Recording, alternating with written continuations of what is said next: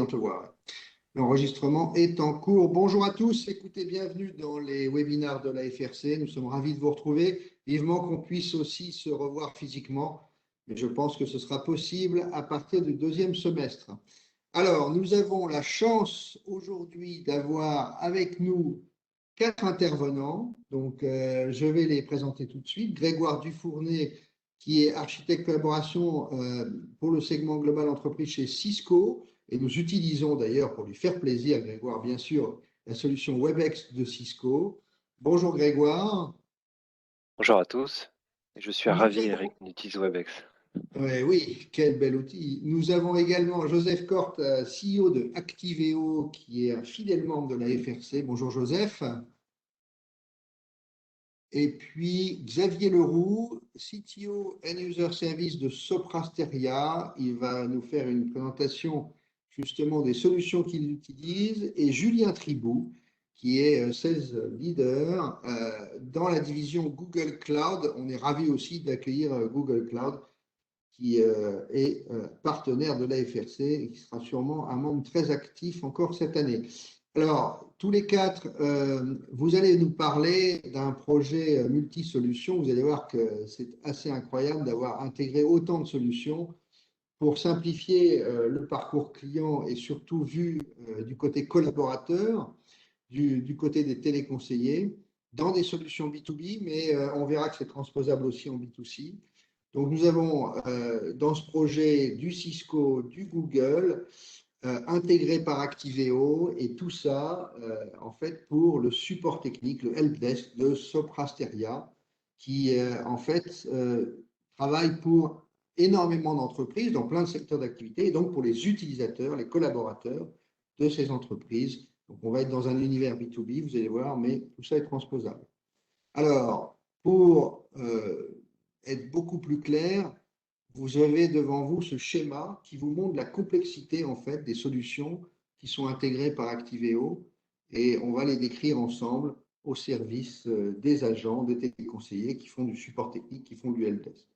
Je vais tout de suite passer la parole à Xavier.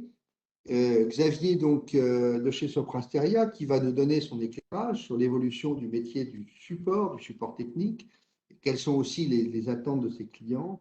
Et puis, on va parler un petit peu technique, donc on va parler d'intelligence artificielle associée au canal voix, et comment est-ce que, justement, cette intelligence artificielle répond aux principaux enjeux. Xavier, si tu veux bien, tu as la parole. Merci.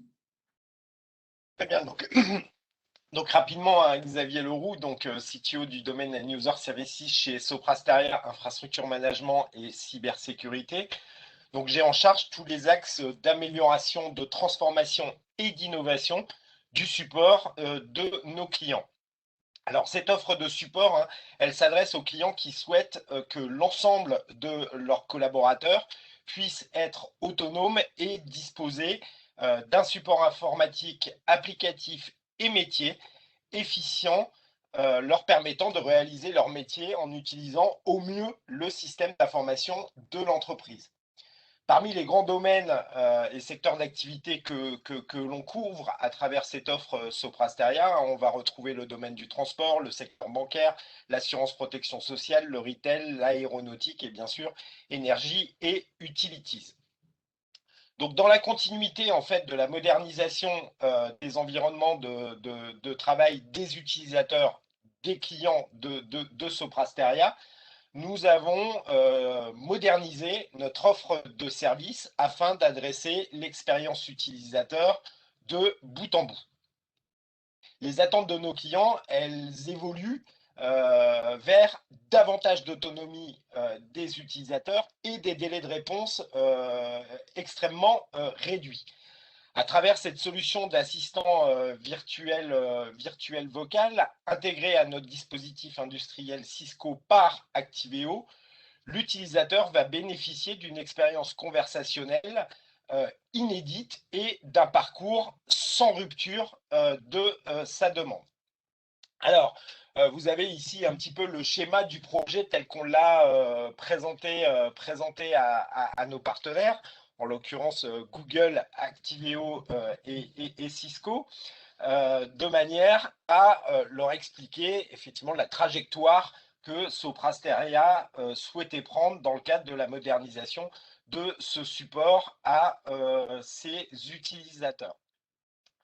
Donc, à travers ce partenariat, on avait effectivement ce que vous voyez en haut, hein, qui est le parcours standard d'un utilisateur dans la chaîne de support, donc qui va accéder à un opérateur via un canal de communication, soit téléphonique, soit chatbot, soit portail, hein, les classiques du marché. Nous avions en 2020 commencé à déployer une première brique de service qui est l'opérateur augmenté, c'est-à-dire qu'on va fournir toutes les informations de manière entièrement automatique à notre opérateur pour traiter la sollicitation de son utilisateur en fonction des éléments qu'il est en train de saisir dans l'outil ITSM. Et en 2021, nous avons lancé le projet de l'assistant virtuel vocal, donc rajouter cette brique que vous voyez en deuxième ligne et qu'on voulait entièrement intégrer à notre dispositif de support client téléphonique. À savoir, on n'est pas sur une solution d'un chatbot qui parle, mais on est bien sur un assistant virtuel vocal, donc qui se rapproche de très très près de ce qu'on peut connaître dans notre vie de tous les jours à travers les différents assistants vocaux qui nous entourent. Alors, une fois présenté ce projet à nos partenaires, hein, la force de la réponse Cisco, donc qui est en partenariat avec Google pour déployer la solution Contact Center, intégrée par Activeo.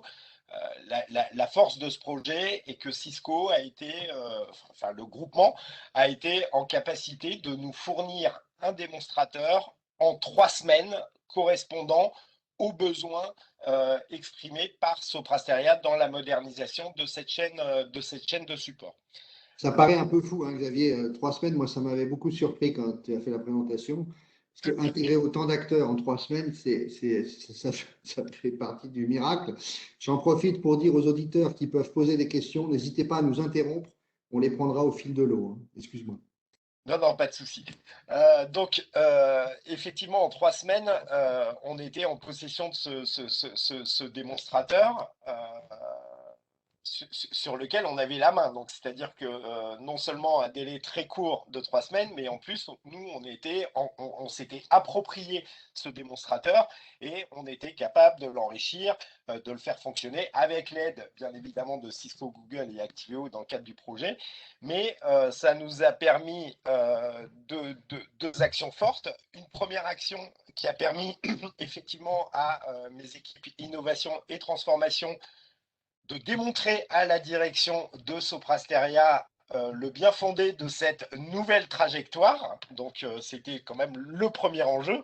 C'est pas non plus de faire de l'innovation pour faire de l'innovation. Il faut aussi avoir un appui fort de la direction de l'entreprise, mais également la capacité tout de suite de démontrer à nos clients cette nouvelle trajectoire et la transformation que l'on veut mener. Donc, on a été capable très rapidement d'intégrer en fait cette nouvelle trajectoire de support aux utilisateurs dans nos différentes avant-ventes sur les nouveaux deals en cours, mais également d'aller voir nos clients pour leur proposer des axes de transformation des services déjà délivrés par Soprasteria. Et entre autres, très rapidement, un de nos grands clients du secteur de l'énergie a souhaité, dès la fin de l'année, a donné son go dès la fin de l'année 2020 pour un démarrage tout début 2021, de déployer un pilote de cette solution à l'échelle, donc sur ce grand compte. On reviendra tout à l'heure sur les parcours. Sur les parcours et on regardera aussi le schéma de ce que voit l'opérateur, l'écran qu'il a devant lui, on le verra un peu plus tard. Mais on comprend que les actes simples doivent être traités en autonomie le plus possible pour les utilisateurs dans ce parcours client. Et comment avoir impulsé ce projet et surtout comment avoir engagé des acteurs aussi complémentaires. Ça paraît un peu fou, surtout en 3 semaines. Tout à fait. Donc, je vais dire les acteurs, hein, le choix des acteurs. Alors, Soprasteria est effectivement un partenariat fort avec Google. Cisco est également le partenaire des infrastructures téléphoniques des centres de compétences de Soprasteria.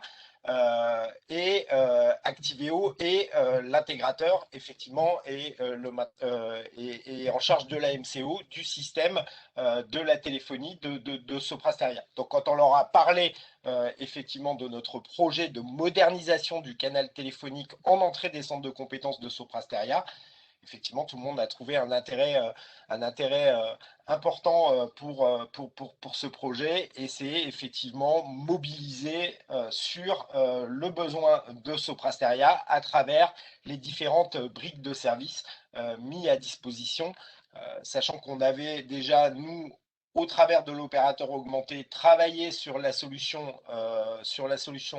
Google à travers la brique de service Dialogflow de chez Google Cloud. Et que Cisco est effectivement Cisco Activeo, le partenaire de Soprasteria sur les infrastructures téléphoniques.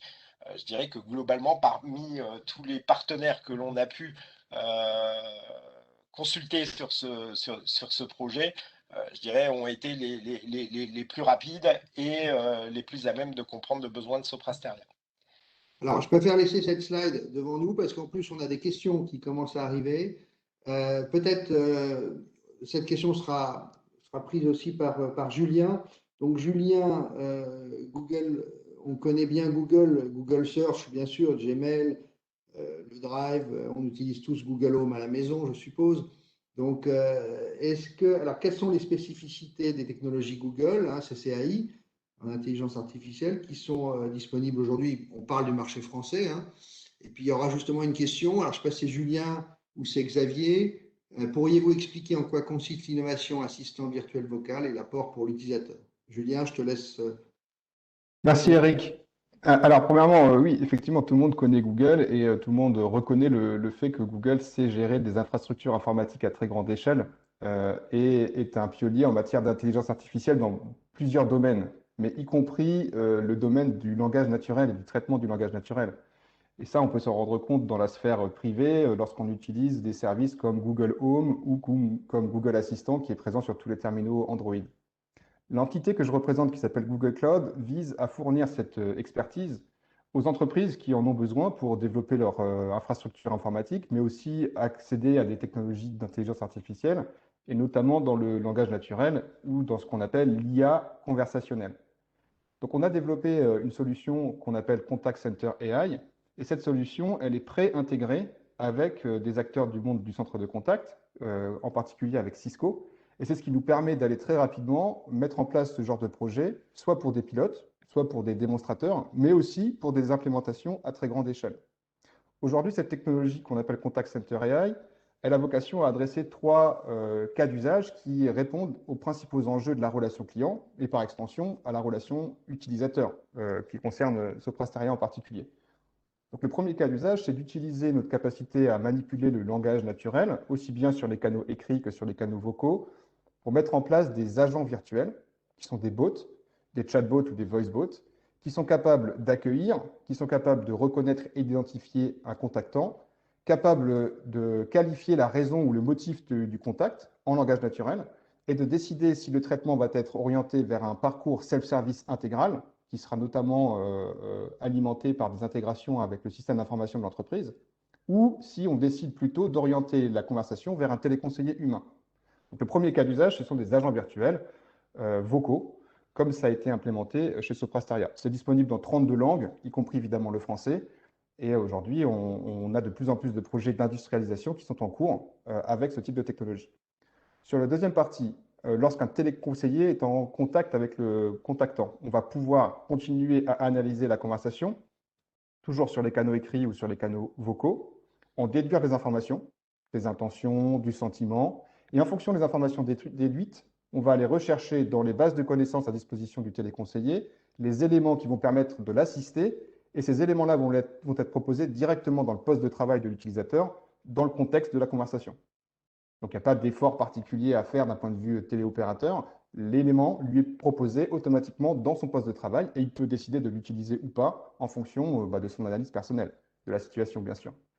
Le troisième cas d'usage, c'est à partir du moment où on a transcrit l'intégralité des conversations audio en texte et à partir du moment où on est capable de stocker des grandes quantités d'informations, on va pouvoir appliquer des mécanismes de machine learning pour identifier parmi l'intégralité des conversations qui ont été traitées par un service client des bonnes pratiques qui ont eu un impact positif sur le sentiment ou un impact positif sur un comportement d'achat pour les généraliser, et les mauvaises pratiques qui ont un impact négatif sur l'achat, la fidélité ou le sentiment, qu'on va évidemment chercher à éliminer le plus tôt possible ou à corriger.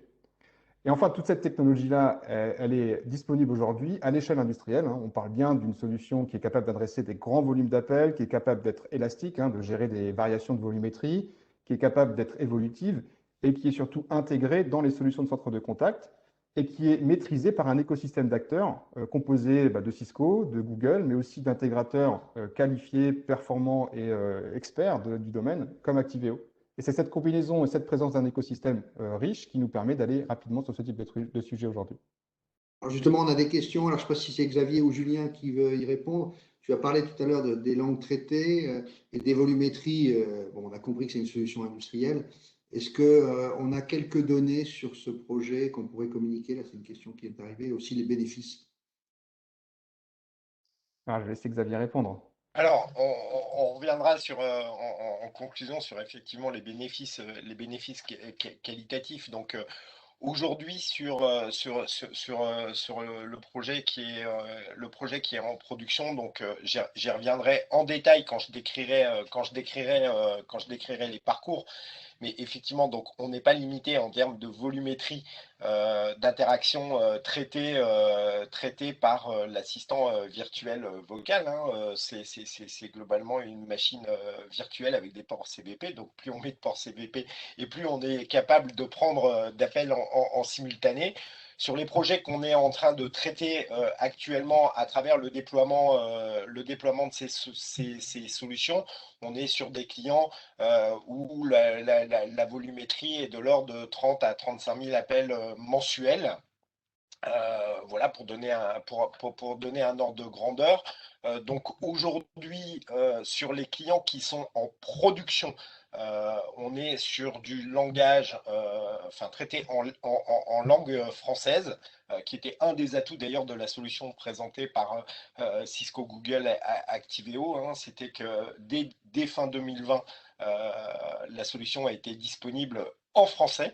Mais on a rapidement d'autres clients qui arrivent et où on intégrera très rapidement l'anglais.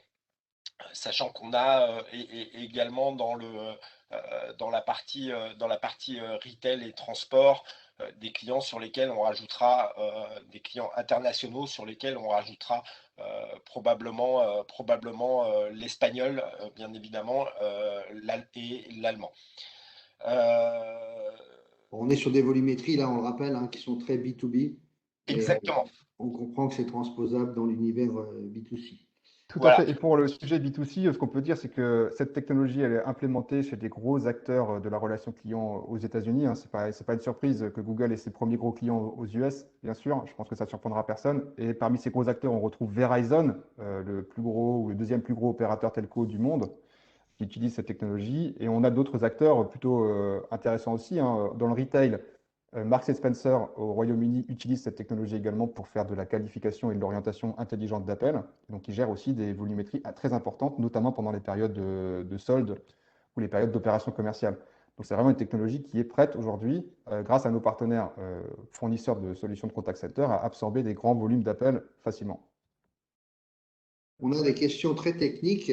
Comment les articles de connaissances sont exploités pour faire le match avec le natural speaking? Alors, effectivement, c'est une question très pointue. De mon point de vue, ce que je peux dire, c'est qu'on analyse l'intégralité des documents avec notre moteur d'indexation, que vous connaissez peut-être par les recherches que vous faites sur Internet. En tout cas, c'est une dérivation de ce qu'on peut proposer dans le monde de grande consommation. Et cette analyse nous permet de pouvoir faire un match entre des intentions ou des éléments détectés dans une conversation avec les bons paragraphes, voire les bonnes lignes d'un document qui permettent d'alimenter une conversation. Évidemment, le téléconseiller a un rôle primordial dans tout ça parce que c'est lui qui va nous dire si l'article a été utile dans la situation qu'il a traitée.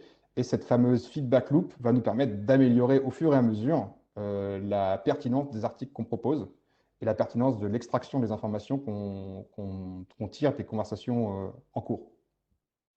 Merci Julien.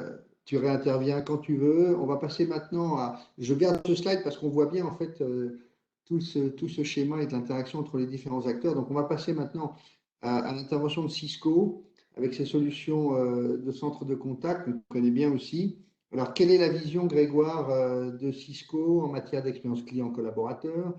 Et quelle a été la contribution très innovante de Cisco dans ce dispositif? Et surtout, avec quelle solution d'IA? On a compris qu'il y avait beaucoup de valeur pour l'agent. On regardera tout à l'heure une slide pour montrer justement ce que voit l'agent devant lui.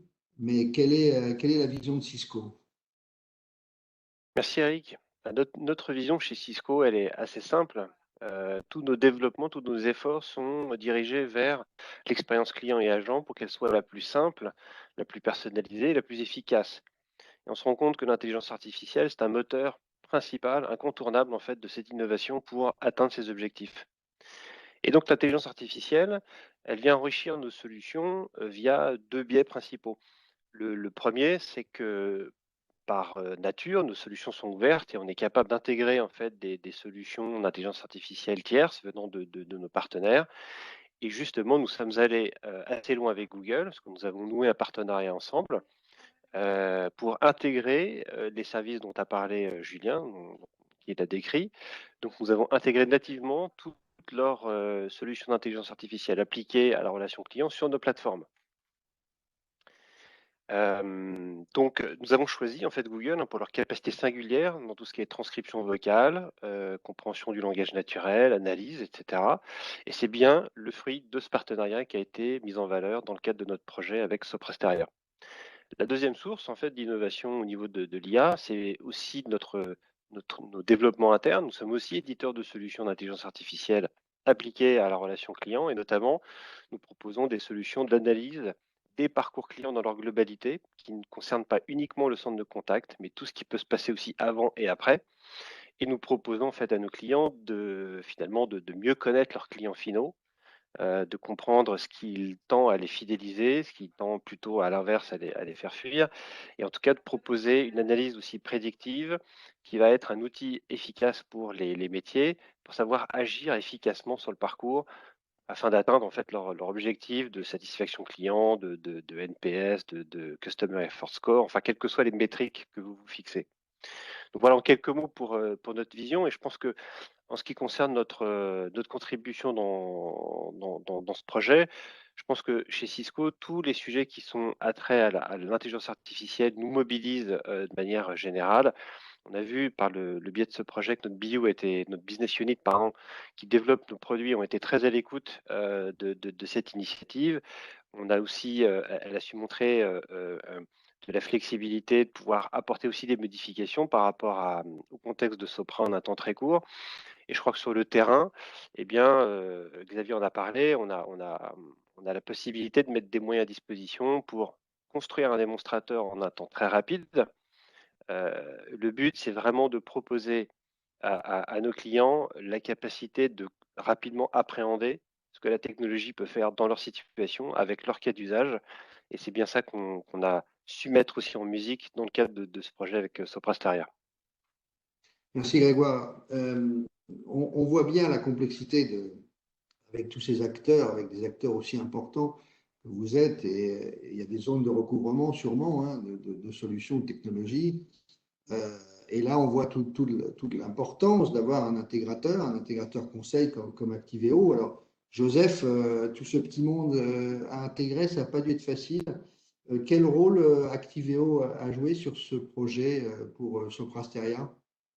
En fait, ouais, en réalité, le travail que nous avons pu faire en 3 semaines tous ensemble aussi était l'objet de travail que l'on avait préparé depuis quelque temps, ça veut dire depuis à peu près 2 ans, les relations tripartites entre Cisco, Google et Activeo avaient commencé à ce moment-là. Et dans le constat que nous avions fait à l'origine, c'est de dire le canal voix, le canal téléphone est un canal très important. Beaucoup de clients aujourd'hui s'orientent de plus en plus vers les canaux digitaux, mais nous sommes convaincus, et je pense que tous les clients le savent, que le canal voix est un canal complémentaire au canal digital et ce n'est pas un canal qui remplace le canal digital. Et c'est important pour une société qui veut fournir une qualité de service à ses clients d'avoir un bon canal voix performant. Donc, ça tombe bien parce que c'est dans l'ADN d'Activeo de travailler sur le domaine de la relation client et particulièrement avec une différenciation, avec une spécialisation sur le canal voix. Et donc, on a essayé de voir quels sont les avantages et les inconvénients du canal voix, du téléphone. L'inconvénient, il est simple, il est complexe technologiquement, comme vous venez de le dire à plusieurs reprises aujourd'hui, mais il est aussi coûteux humainement, il est plus coûteux que les canaux digitaux, ce qui incite beaucoup de sociétés à aller que vers le canal digital. Alors, dans le cas de Sopra, qui veut garder une qualité de service forte à ses clients, la demande qui nous a été faite, comment on peut moderniser, comme l'a dit Xavier tout à l'heure, ce canal voix et le rendre accessible, compétitif, etc., et plus performant. Et donc, c'est comme ça que nous avons vu une complémentarité entre ce que fait Cisco, notre partenaire traditionnel. Donc, la différence qu'on voit et la force dans cette solution-là, c'est que Cisco est fort dans tous les aspects de la voix. Ça veut dire pas seulement sur la partie contact center, mais aussi sur la partie téléphonie pure. Et en plus, est venue s'ajouter donc la partie collaboration et la partie conferencing qui sont tous dans les mêmes outils autour de la suite WebEx maintenant.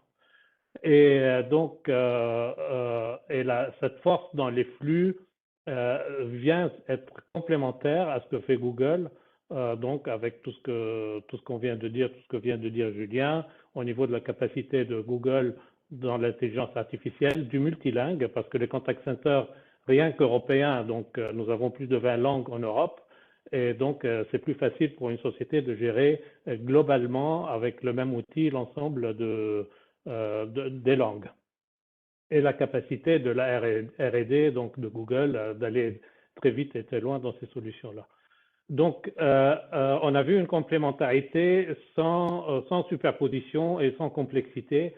Et nous avons travaillé sur ce sujet-là pour pouvoir trouver une solution. Ça requiert bien sûr des capacités d'intégration, des capacités de paramétrage, des capacités de développement. Et voilà, avec une bonne compréhension donc, du besoin pour savoir le mettre en place. Bravo, merci Joseph. Et en effet, on le constate nous aussi bien en B2B qu'en B2C, que le canal voix est en train, surtout dans cette période de Covid, le canal est en train d'augmenter, les flux augmentent, les gens ont besoin, en plus des solutions digitales, de se réassurer et de parler à des téléconseillers. Alors, on va rentrer un petit peu plus dans le détail maintenant avec Sopra, avec Xavier.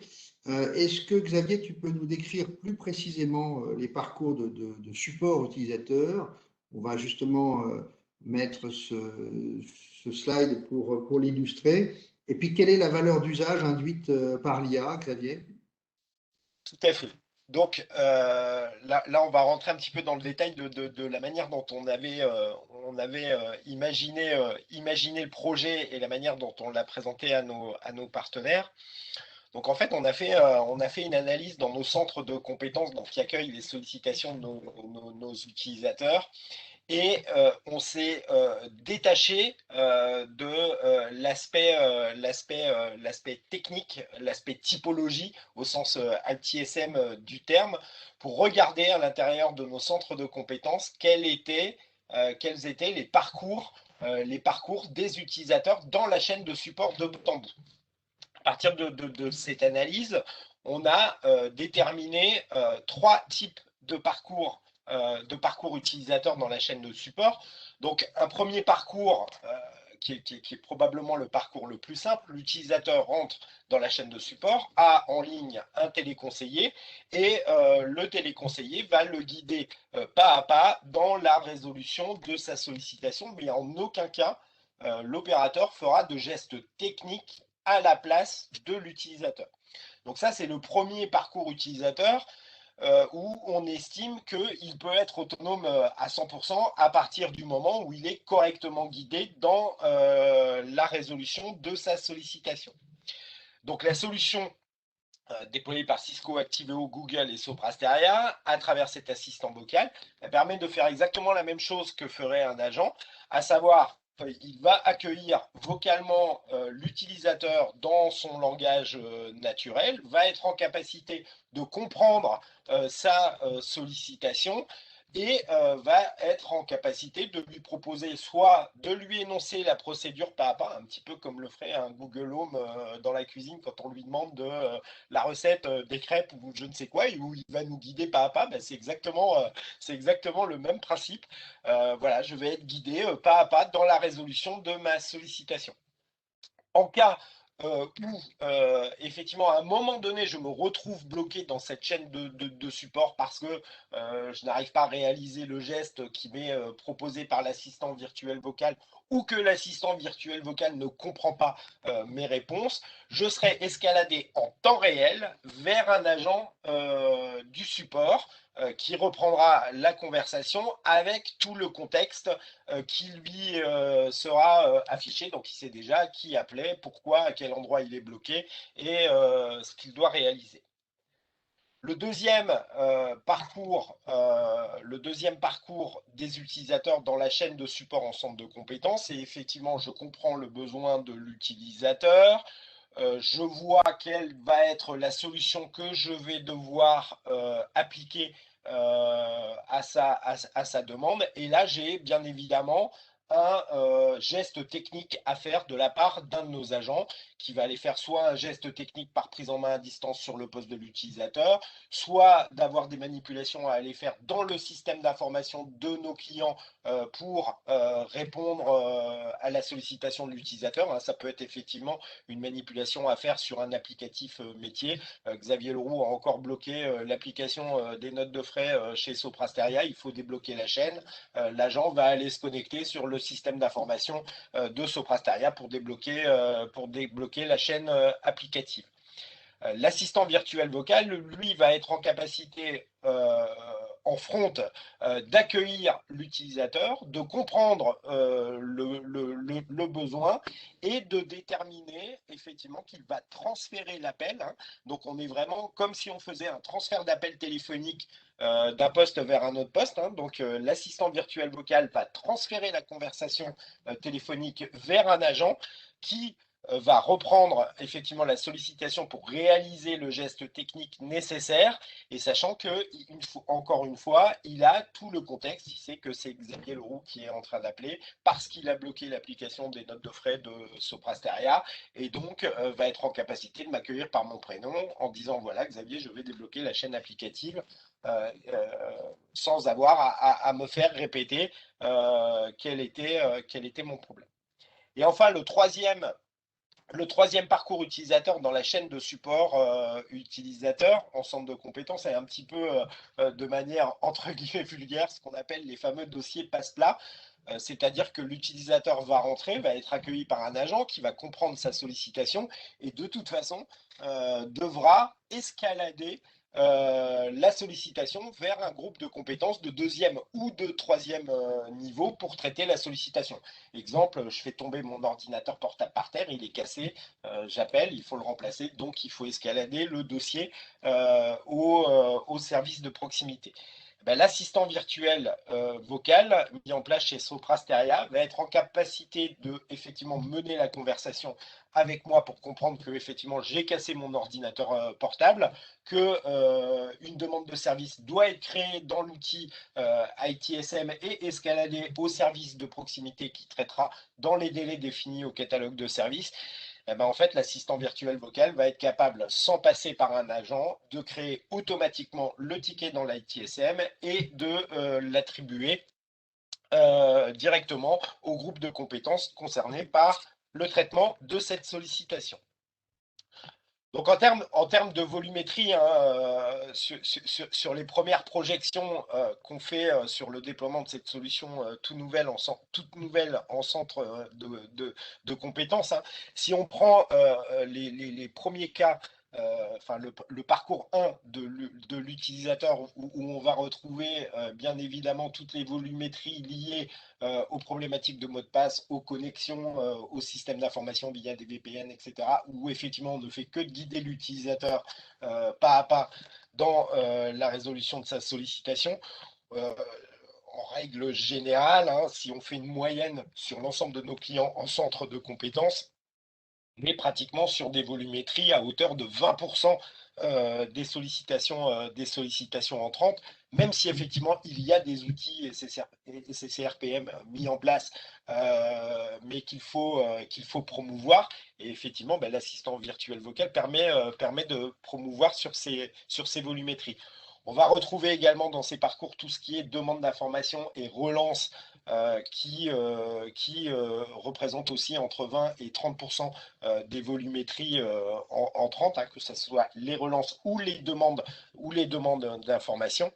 Et enfin, le parcours 3, hein, où on va couvrir un énorme catalogue de services, hein, parce qu'au-delà effectivement de la partie purement incident, on va retrouver aussi quelque part une interaction vocale avec les catalogues de services des outils ITSM.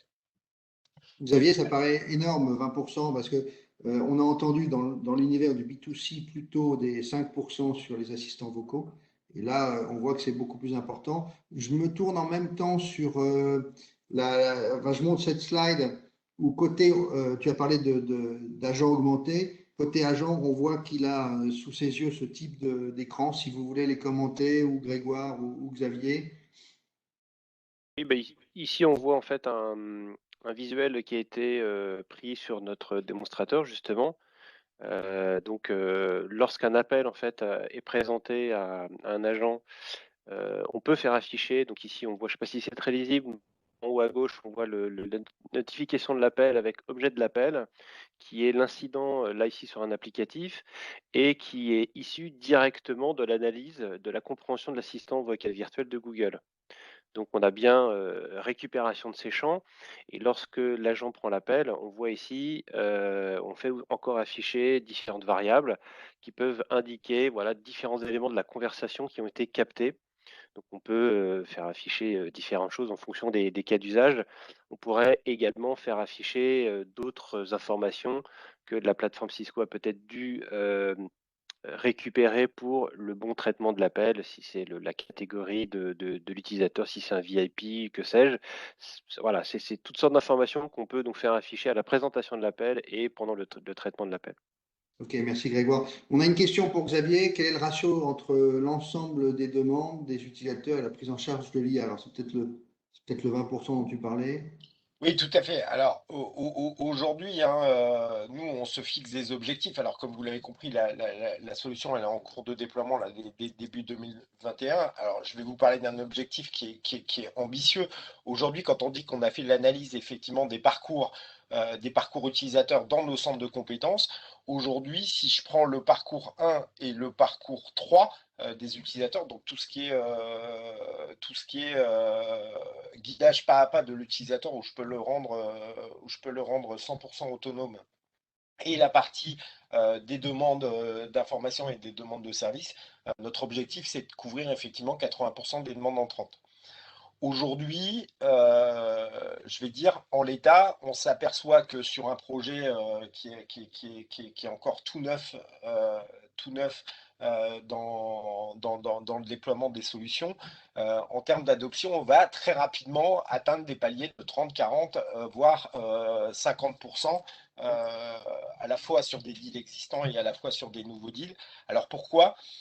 Parce que même si tout projet de transformation et d'innovation, bien évidemment, il ne faut pas négliger l'accompagnement au changement pour les utilisateurs, hein. Je pense que tout le monde en est conscient. Et la communication faite autour des nouvelles solutions technologiques. En revanche, l'avantage de cette solution par rapport aux outils classiques de chatbot est que l'accompagnement au changement est facilité parce qu'on ne modifie pas les habitudes des utilisateurs. Donc, les utilisateurs qui sont aujourd'hui très attachés au canal voix, donc quelque part la part des utilisateurs qui restent un petit peu réticente à l'utilisation des outils de chatbot standard, bah, s'ils sont habitués à faire 1, 2, 3, 4 sur leur téléphone pour accéder à la chaîne de support, eh ben, demain, ils continuent à faire 1, 2, 3, 4 pour accéder à la chaîne de support. C'est tout l'avantage effectivement de la solution, c'est qu'on ne va pas modifier les habitudes des utilisateurs, c'est-à-dire qu'on intègre une nouvelle brique de service dans notre dispositif industriel du canal téléphonique. Bien évidemment, on va gagner également en autonomie et on va être en capacité de couvrir des amplitudes horaires beaucoup plus importantes, c'est-à-dire qui deviennent moins optionnelles pour nos clients, dans la mesure où effectivement l'assistant virtuel vocal est capable de répondre quel que soit le jour et l'heure de la sollicitation de l'utilisateur. Donc effectivement un objectif ambitieux du traitement des sollicitations par ce nouveau canal, et avec une approche qui va très rapidement arriver à une sollicitation sur deux, qui sera traitée via cet assistant virtuel vocal, soit dans le parcours 1, soit dans le parcours 3. Alors, le temps passe vite. Avant de vous entendre tous sur la prospective, une question pour Joseph. Au niveau d'Activeo, il a fallu forcément une double expertise, à la fois métier et technologique. C'est incontournable, donc, pour la réussite d'un tel projet, Joseph. Oui, Eric, effectivement, en fait, nous avons la chance que on connaît Soprasteria depuis assez longtemps parce que nous travaillons avec Soprasteria depuis plus de 10 ans. Donc, nous avons une bonne connaissance donc du métier de la société. Et donc, le challenge principal a été de dire comment on apporte cette modernité-là que Xavier vient de décrire en faisant l'évolution de l'outil et pas en révolutionnant les habitudes. Et pour garder cette continuité. Et donc, c'est vrai que ça a nécessité pas mal de connaissances, de parler aux utilisateurs, de comprendre ce qu'ils veulent, de savoir ce que veut l'agent, de savoir quelle ergonomie mettre en place et d'en tirer aussi des conclusions pour que dans l'avenir, si on veut faire des rapports, si on veut faire des statistiques et des mesures pour améliorer les KPIs dans l'avenir, tout cela se rend possible à travers l'outil. Alors, gardons un tout petit peu de temps justement sur la prospective, les axes de recherche et développement exploités autour de l'IA. Et c'est la question qu'on nous pose tous à la FRC, c'est quelle est la place de l'IA dans les parcours clients? Et si on se projette un petit peu dans 2-3 ans, quelle sera cette place? On nous a parlé beaucoup de printemps, puis maintenant d'été de l'IA. Est-ce que l'IA remplacera tout? Nous, on n'en est pas persuadés. Au contraire, c'est très complémentaire en vous écoutant. Et on va sûrement parler des bénéfices. Il y avait une autre question, c'est comment minimiser l'effort d'apprentissage de l'intelligence artificielle. Xavier, est-ce que tu veux nous parler un peu de prospective, d'axes de recherche et développement? Et puis après, on demandera à tout le monde aussi de nous faire sa conclusion. Oui, tout à fait. Alors, je vais quand même aborder rapidement effectivement le sujet par rapport à quelques questions que je vois passer sur l'effort effectivement d'entraînement des assistants virtuels. Je vais parler, nous, en termes de centre de compétences. Donc, il y a un métier qu'il ne faut pas négliger dans les centres de compétences, c'est un processus métier qui est le knowledge management. C'est-à-dire qu'aujourd'hui, si on fait un état du marché, les assistants virtuels, quels qu'ils soient, doivent être associés à un processus de knowledge management fort. Knowledge manager, c'est un métier et un knowledge manager n'est pas un développeur. Donc, on a voulu, avec Google, Cisco et Activeo, avoir une solution qui permette effectivement très rapidement d'entrer dans les mains d'un knowledge manager qui est en capacité effectivement de mettre un nouveau parcours utilisateur parce qu'il a vu que le robot n'a pas su répondre ou parce que le client est en train de déployer un nouveau périmètre ou que on va monter en compétence, nous, sur la chaîne d'applicatifs métiers, on va faire du left shifting vers du niveau 1. Il faut que nos knowledge managers soient très réactifs dans le processus de gestion de la connaissance, qu'il soit pour les agents physiques ou pour les assistants virtuels. Donc on a effectivement une surcouche sur ces différents outils et qui nous permettent effectivement graphiquement, qui permettent à des knowledge managers de déployer des nouveaux parcours de manière très rapide. C'est un petit peu comme Scratch dans les collèges, hein. J'assemble des briques, je double-clique sur la brique, j'y mets des périmètres, des paramètres, pardon, et je bascule en production. Donc aujourd'hui, on a effectivement sur la partie assistant virtuel vocal déployé des parcours de manière très rapide. Preuve en est le démonstrateur fait en 3 semaines par Cisco avec des vrais cas d'usage. Sur la partie opérateur augmenté, donc avec le Dialogflow de Google dans le cadre d'un autre contrat, il faut savoir que j'avais donc un contrat dans lequel j'ai dû intégrer, enfin mes équipes ont dû intégrer 800 arbres de connaissances, et ça s'est fait pour 800 arbres en 10 jours de knowledge manager, pour que vous ayez un ordre de grandeur. Donc voilà, donc sur les bénéfices, hein, rapidement sur les bénéfices de la solution qu'on propose, hein, on est vraiment focalisé sur l'utilisateur et le besoin de l'utilisateur, hein, qui doit trouver à travers cette nouvelle expérience des nouvelles manières d'accéder au support, parce que quelque part il peut aussi être détaché de son poste de travail, c'est-à-dire je peux accéder au support depuis mon téléphone portable dans la rue avec effectivement un guidage par cet assistant vocal. La prise en main est effectivement très intuitive. On a une qualité de service qui s'améliore parce qu'on va étendre les plages horaires, mais on va également être beaucoup plus efficace sur les solutions dites de self-care par le traitement en langage naturel. Et nous, on va bien évidemment récupérer de la disponibilité de nos opérateurs qui vont pouvoir se recentrer sur le traitement des demandes plus complexes et notamment la montée en compétence de nos agents vers des sollicitations à forte valeur ajoutée, et notamment de monter en compétence dans la continuité de ce qu'on fait sur le left shifting d'un niveau 1 vers du niveau 0. Ça va être d'aller chercher du périmètre de niveau 2 ou niveau 3, toujours dans l'optique de servir l'utilisateur au premier contact, c'est-à-dire que moins on transfère, moins on a de perte de contact. Donc le bénéfice récupéré pour nos agents au profit de l'utilisateur dans le traitement de ces sollicitations en premier contact. Voilà, merci Xavier. Faire très rapide. Ouais, merci Xavier, le temps passe vite. En conclusion, un mot de la fin, peut-être Joseph, sur les prospectives, et puis on demandera aussi à Grégoire et à Julien leur mot de la fin sur la place de l'IA dans les parcours clients. Joseph? Oui, en aucun cas, l'intelligence artificielle va remplacer l'intelligence humaine. Donc, je confirme tout à fait ce que dit Xavier. Ça veut dire cette intelligence artificielle va venir aider l'humain, va venir aider le téléconseiller, va lui apporter de la valeur ajoutée pour lui enlever même du stress, augmenter sa réactivité, améliorer sa productivité pour mieux servir le client. Donc, il va avoir l'information beaucoup plus accessible et il va se focaliser sur l'essentiel pour donner sa valeur ajoutée, et ça donne plus de sens à son propre travail. Grégoire, sur ce beau schéma, l'agent augmenté.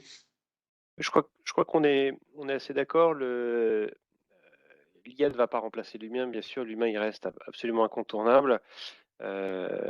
Ici, on a vraiment un très beau projet sur de l'IA conversationnelle, et on sait qu'il y a plein d'autres champs d'application de l'IA qui vient enrichir la relation client, et c'est bien sur l'intégralité de ces aspects qu'on est concentré. Plein de belles choses à voir encore. Et Julien, Google est indispensable dans la place de l'IA dans les parcours clients. C'est quoi ta vision? Ma vision, c'est que c'est une discipline nouvelle, quelque part. Hein. On entre vraiment dans l'ère de l'industrialisation de cette IA conversationnelle. Aujourd'hui, les technologies sont matures et permettent de déployer ces cas d'usage à très grande échelle. L'idée, c'est que, évidemment, on ne vienne pas empiéter sur le territoire émotionnel qu'un humain peut gérer très bien et qu'une machine ne gérera jamais, probablement. Donc, l'idée, c'est vraiment d'être complémentaire. Et je dirais de faire appel à des acteurs qui ont intégré cette idée et cette volonté et cet engagement de travailler ensemble pour pouvoir mettre à disposition cette technologie complexe de façon la plus simple possible. Là, on a un très bon exemple, puisque finalement, tout l'effort d'intégration technique, tous les éléments complexes à gérer ont été traités au préalable par la R&D de Cisco qui a intégré les éléments de Google et qui met à disposition cette technologie. Cisco met à disposition cette technologie de ses clients quasiment à partir d'un clic. Donc l'effort principal à réaliser pour ce type de projet, c'est bien la conception des parcours, la place qu'on veut donner à l'IA dans un parcours client et surtout les éléments qu'on veut apporter aux téléopérateurs pour qu'ils puissent poursuivre une conversation dans les meilleures conditions. Donc pour moi, l'IA a toute sa place dans un dispositif service client et va venir aider de façon significative les professionnels du domaine. Bravo, merci à tous les quatre. Bravo pour ce projet incroyable réalisé en 3 semaines. Merci Xavier Roux, CTO Soprasteria, qu'on retrouvera aussi à la FRC, Julien Tribou chez Google Cloud, Grégoire Dufournet chez Cisco et Joseph Corte, qu'on connaît bien, CEO d'Activeo. Merci à tous les quatre, c'était passionnant. Chers auditeurs, vous pouvez retrouver l'intégralité de ce webinaire qui sera en replay et on vous demande bien sûr, nous aussi, de répondre à ce questionnaire de satisfaction avant de vous retrouver dans les prochains webinaires de la FRC. Le prochain aura lieu le 15 juin. On sera sur le futur des RH. Ce sera encore un sujet à l'ère de l'IA qui nous passionne. Et puis le parcours client omnicanal, on le retrouvera aussi dans les ateliers qu'on reprendra en physique dès le 2e semestre. Prenez soin de vous. Le Covid est encore là. À très bientôt et merci de votre écoute. À bientôt. Au revoir, merci.